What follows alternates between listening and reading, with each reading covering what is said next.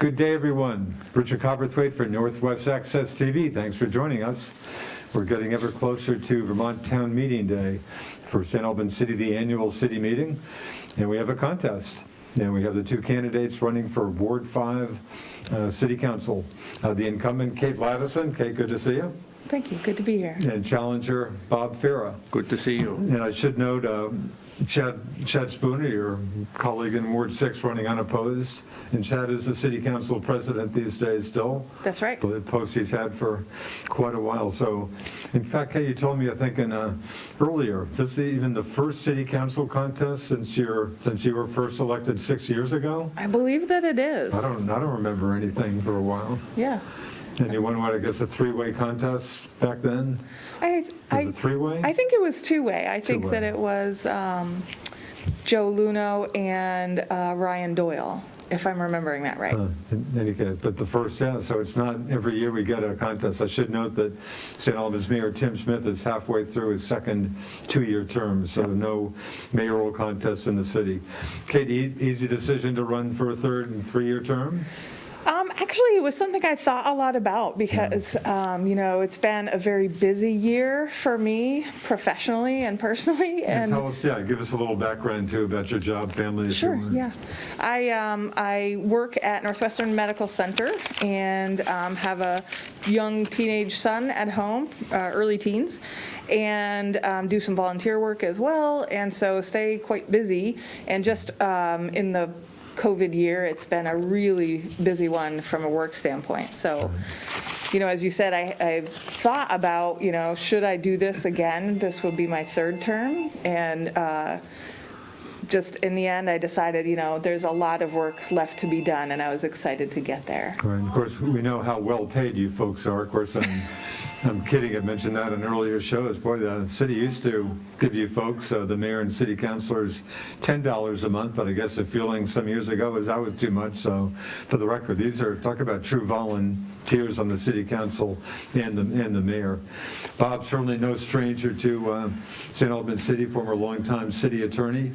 Again, give us, for folks who don't know you, or give us some background on why did you jump into this race? Sure. I live over on Farrar Street, where I've lived for over 30 years. I think we moved here in '84, and I've got two grown children that are still in the area. One is a teacher at St. Albans Town Educational Center, and the other, my son, works for an auto dealership right here. And as you say, I have been the city attorney for like 29, 30 years or something like that. And so I've always been interested in city issues. I handled a wide range of subjects during that period of time. And I moved my home office into my home a couple of 2 years ago. As some people may know, I was at 8 Congress Street, which is no longer in existence because that's part of the new development at the corner of Congress and Main Street. Very nice development indeed. But in any event, a couple of things happened, so I moved my office into my home where I am practicing law. Not as much as I used to do, but I still have a fairly active practice on various things. And for quite a few years, I've thought, well, maybe I'll run for city council. But I didn't 3 years ago, I didn't 6 years ago, but even though Kate is running again, I felt I would throw my hat into the proverbial ring and try to do a good job if I'm elected for the city.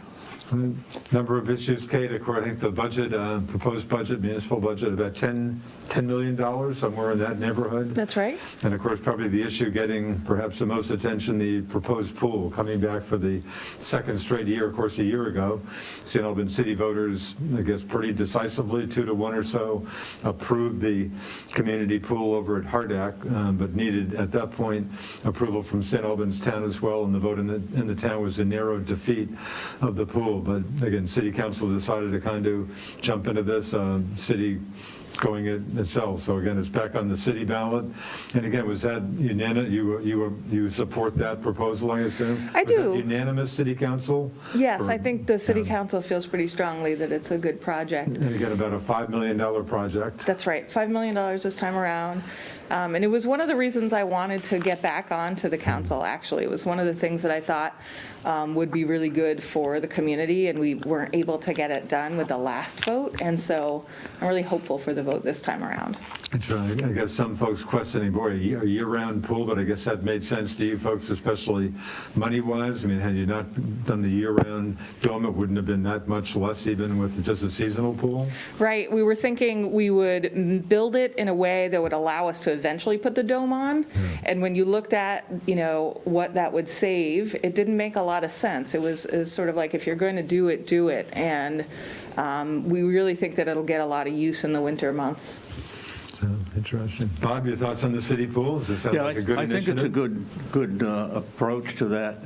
Hardak and the Aldous Hill area is just an amazing asset that is in the city and it's in the town. And the Greg Brown ski shack, which wasn't on city funds, I think it was from Greg Brown's estate.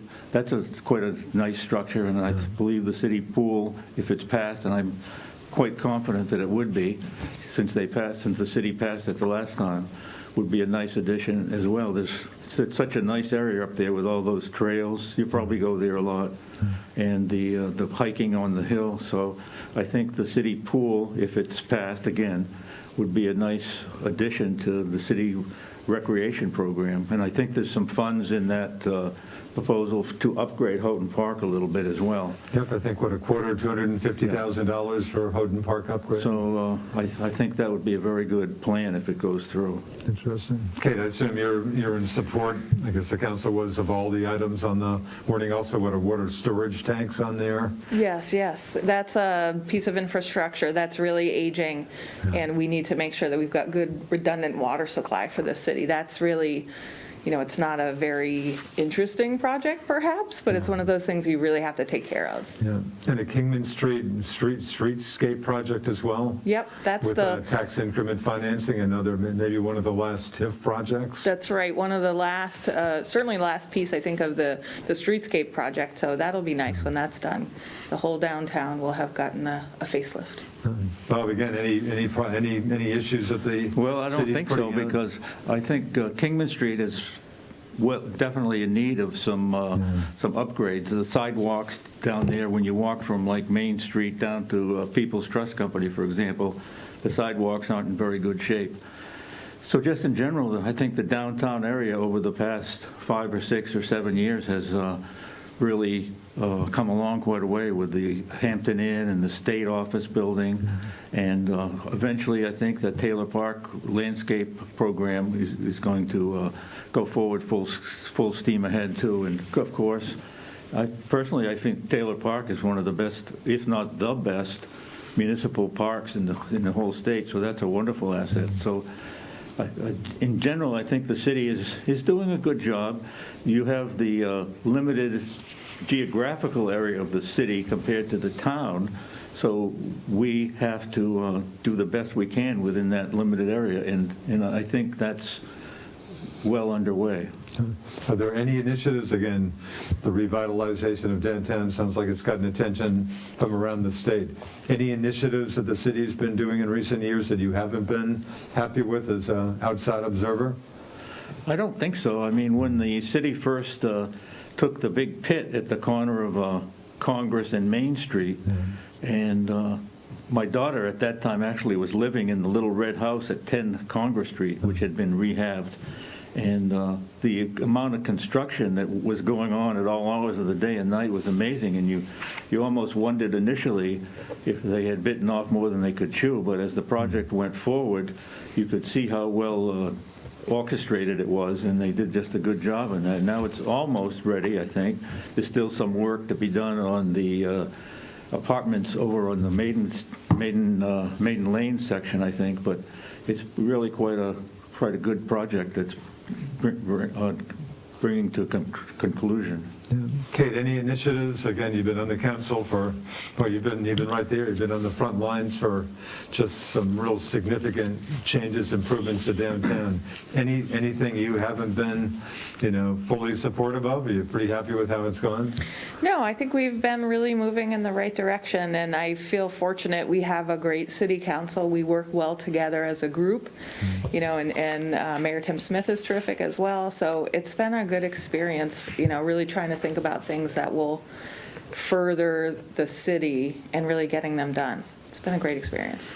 Yeah. Tax increment financing, the TIF projects certainly have generated a bit of controversy. I suspect that City Manager Dominic Cloud is not on State Auditor Doug Hoffer's Christmas card list and vice versa, I'm sure. But the auditor in particular seems to have just problem with projects like that. I talked to Mayor Smith about that a number of times. And here's some people saying, boy, Dad, I hope these projects hold up okay, just concerned about city debt, but you're comfortable with the city's finances with us? Yes, it's definitely something that you have to, work through very carefully and methodically, and I feel like the city has done a great job of that. And if you look at the results, all of the various projects that have been able to come to be because of that, I mean, the proof is in the pudding. St. Albans city-town relations, an issue that comes up all the time, of course, especially with water, wastewater issues, kind of a lot of contention over the years. But how do you see relations at this point? I am excited to say that I think relations are improving greatly. We had our first joint meeting of the boards probably a couple of years ago at this point, and it was a good session. We have continued talking. We've had Brendan come and speak to us. And that's one of the things that I personally would really like to continue moving forward, because there are so many things that we can do that make more sense regionally, approaching things, together as a group of communities rather than just as just the city. So I think they're improving.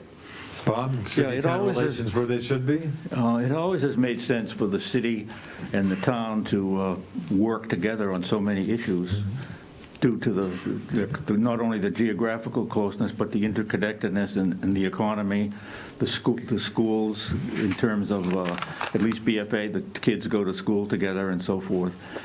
And there have been problems, there have been lawsuits in the past, one's recently been settled. But as Kate said, if the city and the town can continue working on issues, and I think that would be good. I don't visualize the day when the two municipalities would become one.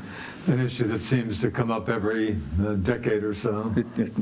Actually, they were one at one point, but that was over 100 years ago. But anyway, I think that the more that can be done to bring the two communities together, the better it is. Yeah. How do you think the city, again, the pandemic obviously has been a huge issue about 1 year into this now. How do you think the city, as again, outside observer attorney, how do you think the city's reacted to this? Has the city had a pretty good response to the pandemic, at least in St. Albans City, as far as you see, or any thoughts? I think so. Well, take City Hall. It's basically closed to the public, as most of the town offices are. You have to make an appointment or do whatever you can do, mostly through remote devices. And the city, I think, is doing good, as best as it can. The restaurants are trying to get by. I'm thinking Twigs and the other restaurants along Main Street. I think they've adapted as best they can. I don't know their bottom line financially, but they're all still open as far as I know. The lawyers, the real estate market, for one reason or another, has been doing pretty well. So the lawyers are doing pretty well, some of them anyway, though. And the courts are located here in the city of St. Albans are making adjustments. Almost everything is remote, as you know. So it's become the new reality. And since there's been an uptick in cases, I don't think that that new reality is going to change anytime soon. So people are just making an adjustment and doing relatively well at it. Kate, how do you think the city has fared with this? I think we've done pretty well. I've been pleased with the downtown program and that board being so supportive of the businesses and trying to get the word out about who's open and what their hours are and how you can do business downtown, people really came together. And I think we heard a report that the downtown businesses actually had one of the best holiday seasons in recent memory this year, which, that really says something about our community coming together and trying to support one another, which I think is really cool. Yeah, I know again, a lot of concern about could people pay their taxes on time, and I think some communities did maybe extend deadlines, stuff like that. And as we're talking about I think about taxes, we're taping this for the record on Friday, February 12th. City quarterly taxes, of course, due at the end of February. But I guess I'm under the impression the city didn't push off deadlines, but I think the mayor has said if someone's got an issue, talk to us and we'll see if we can work something out. And generally, people have done that and been pretty well able to stay on top of payments like even water and wastewater bills. It's been pretty good. We were nervous about it at the start, but those payments have been coming in. City Police Department certainly getting a lot of attention. Of course, the new chief, Morris Montcalm, and a lot of police departments have had issues around the country. It's been a huge issue. And again, St. Albans City PD has run into some issues, some excessive force issues. I guess the Police Advisory Commission is now in place. That's right. Yep, they're up and running. They've held one meeting. They have another one coming up tomorrow night. How do you, any thoughts on that? How do you feel? And of course, probably the biggest issue for City PD is kind of the downsizing, with the city having lost the contract with St. Albans Town. Sheriff's Department will take over patrolling in the town on July 1st. So I don't mean to throw too many questions at you, but again, you feel PD's on the, going in a good direction at this point? I think it is. I welcome the new chief, Chief Lamothe, starting with us. I think that he's done a good job in the interim, and he seems to be leading in the right direction. I mean, it was clearly a good time for us to address police issues, right? We had some high-profile, very serious issues that needed some attention, and that made it clear that there were some issues to be taken care of with the department. So I'm glad that we did create the advisory board, and I think there's a lot of work with that left to be done. I think we're in a time in our nation when we have to think about policing maybe differently. So Chief Lamothe, certainly no stranger, longtime commander of the St. Albans State Police Barracks, so certainly knows the local terrain. Was it necessarily, I guess most people saw it as a blow, I guess, from a city point of view, when the city lost the contract covering the town to the Sheriff's Department, but is that not necessarily such a bad thing? Yeah, it's certainly a blow financially, right? That's a big contract, but sometimes things like that present an opportunity. So it means being able to take a step back and just focus just on St. Albans City and maybe relook at some things. So, it was a mixed bag. Yeah. Bob, again, City PD's had some issues. Sure. What do you think? Now, downsizing the Police Advisory Commission, how do you see City PD at this point? I was always in favor of it was up to the town of St. Albans, obviously, to come up with a contract for the city and town. I thought that was fairly sensible. But on the other hand, Sheriff Longevan is a very experienced and professional law enforcement officer, and he's going to do a good job in the town when he gets up and running in the town. I'm sure he's planning for it. And so, like you say, downsizing the City PD, it might be a good opportunity to take a good look at the personnel. Some folks might have to be let go. I don't know for sure, but that's something that the council or the police chief really would look at with the advice and assistance of the town, of the city manager and the council. So yes, as Kate says, it's a good time to address these issues, but one must also keep in mind the position of a police officer is exposed to danger all the time, and his or her safety is always a lead element in any discussion. Yeah. I guess correct me if I'm wrong, I think the neighbors told me, I guess the downsizing, trying to do it by attrition is to the extent you can, I guess. Yes, I think we were pretty successful with that, but it definitely means a smaller force. I think we're going to be getting down to 12 uniformed officers, I believe. That's right. So yeah, of course, I should note that the city at this point anyway does have the contract for Highgate, That's right. which is interesting. So yeah, we'll see how that plans out. We have about 10 minutes left. Kate, any question you'd like to ask your opponent? Sure. I guess I would ask, what appeals to you about city council and why you would be interested in running. Well, I think it's an administrative job. I know most of the folks on the council from past experiences, not all. And it's an area of looking at documents and analyzing proposals, looking at problems in the city that I think I would be very interested in. Budgetary matters. I know we have attorneys representing the city when legal issues come up, but I think it would be interesting, and I might be able to help in terms of looking at those. I know there's already 2 other attorneys on the board. You would be the third attorney on the 6-member council. But I think we would all have different expertises, if you will. For example, Tim Hawkins is very excellent on his real estate matters and some other matters. And Mr. Pelkey, Jim, hasn't practiced law actively for quite a while. He was a good attorney, but of course he was the city clerk, the county clerk for quite a while.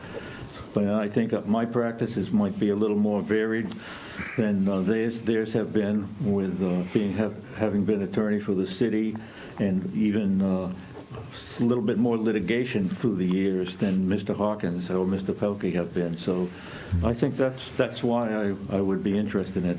And also, I've lived in the city for a long time. I'm gradually, but not completely, slowing down on my practice somewhat, so I have plenty of time, I feel, to work on being on the city council, were I to be fortunate enough to be elected. Bob, any question for Councilor Laddison? I guess only that at one point you said, I don't know if I really want to be on the council this year. And do you feel you're totally committed to that if you get elected? I am. It was, like I said, I did some soul searching, but when I came to the conclusion, I definitely feel strongly that there are things that I want to see through, and I need another term to do that. But I mean, it's a good point, because as you mentioned, it takes some time, right? So you have to really think about if it's something you can commit to. But I do feel like I am fully in with both feet. Of course, big project in the city, or one of the big projects, a new building at North Main and Congress Street. CCV has moved there, and again, plans for the police department to move into what would be a renovated building on South Main, the CCV's former headquarters. Is that underway? Is that are we going to see some work on that this year, Kate? Yes, I believe that we will. I don't know what the construction timeline is, but that's the next phase of that plan. Right. Of course, leaving the fire department in its current location, which is, a building. I think the city manager, Dominic Cloud, has said that building's in pretty tough shape. At least hope at some point to get the fire department into some new digs. Yes, or, as maybe it's renovating the current building, but definitely something needs to be done there. But it sounds like a good move. You're happy to at least get the police department into new headquarters down the road? Yes, their facilities, are badly in need of an upgrade, so I think that'll be a good move. Bob, any kind of like a good move for the police department at least? I think it's a good move. And I think one of the main things that went into that is it's more centrally located or more accessible for immediate egress and ingress. And just as an aside, on that Congress and Main Street building, I remember reading an article in Vermont Digger about a year ago comparing the big holes in the ground in Newport and Rutland and St. Albans. And I don't think anything's been done in Newport and Rutland, but St. Albans has just done so good on that particular corner with the CCV and Northwestern Medical Center and so forth. So that's, It feels really good to stand out in the state in a good way, doesn't it? Yeah, no, I'd say St. Albans probably is looking contract. I go through Newport periodically. The holes there in Burlington, I guess, sounds like they may be finally making some progress, but been a big issue there. So again, your third campaign. I can only assume this is unlike your last two campaigns. I mean, no door to door. Is it tough running for office at this point? I think it is a little bit tough, because you want to do it safely, but it's difficult to connect with people. So we'll see. I think I may do some leave behind pieces for people, but it's really a challenge. Of course, it was easier to get your name on the ballot this time around. Didn't have to get any signatures, just your own name was enough to do it, I guess. It's true. Although, I kind of miss that and will miss a little bit of the door-to-door because it was one of the ways really to connect with people, walking up and down the street and trying to get signatures or talk to people that way. So in some ways, it's a shame. Bob, you're, again, no stranger. Kate is right. You can't really go door to door. People don't want you knocking on their doors, for one thing. And plus, it's 10 below out quite often. But so what have you been? Again, you've run for office before, had, kind of a strange campaign? It's a little strange. I ran for office before, and we went to chicken pie dinners and all that sort of thing. Right. So it's a little strange. I've sent out some letters to people I'm aware of, and I'll just have to see how it's a very short campaign anyway. It's going to be over in 2.5 weeks. So, and Ward 5 is any ward is just it's a finite geographical area that's very approachable by foot. But we'll just have to see what happens, I guess. Yeah, boy, some tough news just in recent days. USCIS, U.S. Customs and Immigration Services, of course, the big building, the Gil Tabor complex. And I didn't even know, the mayor mentioned to me maybe a month ago, I guess a pretty serious water main break in there. And apparently some of the local employees have been shifted to Essex, apparently, at least for the time being. As a council, I'm sure the mayor is very concerned about this. A council, have you gotten into that at all? We haven't yet because it was pretty new. So at our last meeting, it did not come up, but it's certainly something we're going to look at because any job loss is really concerning, particularly that one. Yeah. Any hope, again, the city, of course, a finite area, more trying to hold on to what jobs in the city right now, and health of downtown, I guess the Railroad Dispatch Center comes to mind, looking to move out to the old Fonda Solo site, and I guess there's some soil remedial issues that need to be dealt with. Is that moving along? Have you got a feel for how that's going? That is moving along, and my feeling is that we'll get it done, and that's a great example of the city really trying to keep those kinds of jobs because the intention was for them to leave the city and go to Chittenden County, and Tim and Dominic worked really hard to say, let's find another home for you here in the city. And then being able to bring them to the Fonda site and to revitalize that site would be amazing. Yeah. Bob, again, seems like kind of the big thing just to try to hold on to the jobs in the city. I mean, probably asking a lot to think a lot of new jobs are going to be coming in. It's a lot. The city's always been very proactive in looking out for its citizens and keeping jobs. When they brought in, with the assistance of Senator Leahy, the Immigration Center in the first place, Mylon. So it's difficult, especially difficult in this day and age. But as Kate says, the mayor and the city manager have been in the forefront of that effort, and I think it'll continue and succeed. Very quickly, as I happen to think, a minute and a half left. Federal Street Extension Project, there's still some life to that. Seems like that's been around as long as I've been around. That has been around a long time. I think there is life to it, and there will be some work on Federal Street in the coming year or two, I would think. So that's a longer-term project, though. But still some life to it, still breathing. Down to about 1 minute. Bob, give you maybe no more than 30 seconds to make your case. Okay, I appreciate coming on here today and talking to Kate, and I feel that I'm a good candidate for this position. I've got the expertise, the experience, and the desire, if you will, the interest in this position of being on the city council, and I hope the voters will look favorably upon me at March 2nd or earlier if they vote by absentee. Kate, give you 30 seconds to make your case. Sure. I have enjoyed serving the city for 6 years and 2 terms as a councilor, and I really would love the opportunity to do it again. And so I hope that the voters will consider me as a candidate. Thank you. Fair enough. Hey, I really appreciate both of you coming on. Good luck. Again, Kate Laddison, the Ward 5 City Councilor, the incumbent running for a third term, and challenger Bob Farrar, the former longtime city attorney. Thanks for your time. And again, Thank you, annual Richard. city meeting not far away, Tuesday, March 2nd. So if you haven't voted ahead of time, voting Tuesday, March 2nd, 7 to 7 at City Hall. Thanks to producer Roger Lindelof for being the key guy around here. I'm Richard Cowperthwait. Thanks for watching us here on Northwest Access TV. See ya.